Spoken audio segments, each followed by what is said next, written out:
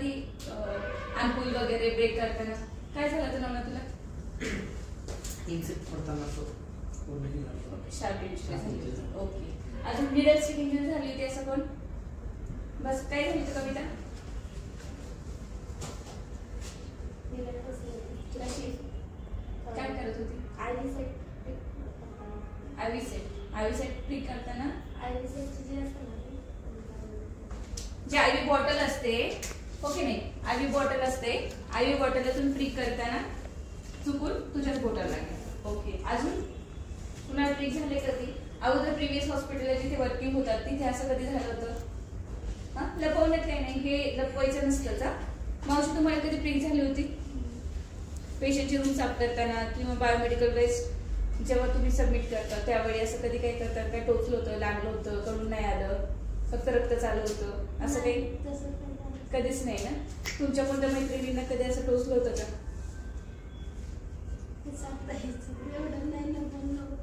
एवढं नाही आठवत का? आता फक्त आपण आपल्यातूनच हे शिकवण्याच्या अगोदर आपण आपल्यातूनच आपले इन्सिडेंट कधी कधी होऊ शकतात. ते बरं वर्ष एक सांगू शकते निडल प्रिक कधी होऊ शकते? बीएसएल प्रिक करताना. बीएसएल हे एकदम छान आहे. आपला 2020 मध्ये आहे ना, जवळजवळ 4 इन्सिडेंट्स असे घडले होते की बीएसएल करताना प्रिक व्हायचं. त्यानंतर किंवा इन्सुलिन रिकॅपिंग हे एक आहे. इन्सुलिनच्या वेळेस रिकॅपिंग करताना म्हणजे हे इन्सिडेंट झालेले आहेत. ओके मॅडम तुम्ही सांगता अजून काय? आयएम देताना होऊ शकतं. अजून परत कॅप लावताना रिकॅपिंग करताना होऊ शकतं.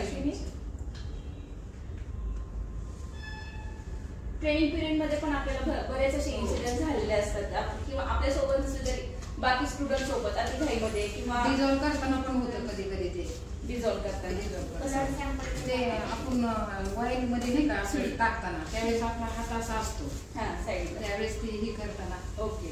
अजून नवनाथ कधी होऊ शकतो? ओके ठीक आहे. अजून अश्विनी झालं ना? कोणते इंजेक्शन देतात? झालं. अजून इंट्राकॅट इन्सर्ट करताना. ओके. आणि तुम्ही सांगाल? लॅब मध्ये होऊ शकतं. काय करताना? सॅम्पल कलेक्शन करताना होऊ शकतं. अजून डिझॉल्व करायच्या वेळेस किंवा आपण वॅक्सिन्स लावायच्या वेळेस पण होऊ शकतो आपल्याला. ओके.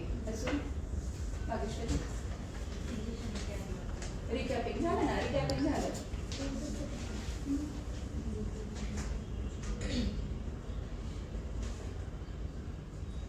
तुमच्याकडे बेबीज असतात.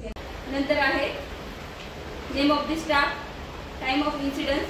तुमचं प्रत्येक स्टाफचं जे काही आपण केस पेपर काढणार ते तुमचा रजिस्ट्रेशन नंबर येईल त्याच्यावरती इथे लिहिलेल. ज्या पेशंटची प्रिक झाली त्यांचं नाव लिहायचं, त्यांचा आयपीडी नंबर लिहायचा किंवा ओपीडी नंबर लिहायचा. नंतर आहे HIV status, non unknown. Non असेल तर नोंद करतो, अननोन असेल तर अननोन करतो आणि त्या पेशंटचं आपण सेरोलॉजी करून घेतो.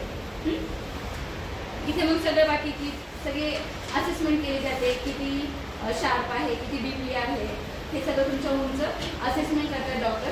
आणि त्यानंतर इथे खाली पाहिलं तर हे 3 कप्पे दिसत आहेत तुम्हाला की स्टॅटमध्ये एक ब्लड टेस्ट करतो आफ्टर 3 मंथ आणि 6 मंथ असं आपल्याला 3 टप्प्यामध्ये आपल्या एम्प्लॉईची ब्लड टेस्ट करायची असते. समजलं? काय निडल स्टिक इंजुरीचा प्रोटोकॉल काय आहे? कोण सांगेल? अश्विनी सांगते का? अश्विनी सांगते का? कुठे गेली अश्विनी? सांग मी तुला हेल्प करते. काय अडचण? प्रत्येकाने आपापल्या आहे ना बोर्डला पहा, तिथं प्रोटोकॉल लावलेला आहे. काय निडल स्टिक इंजुरीचा protocol? Do not panic. Panic व्हायचं नाहीये.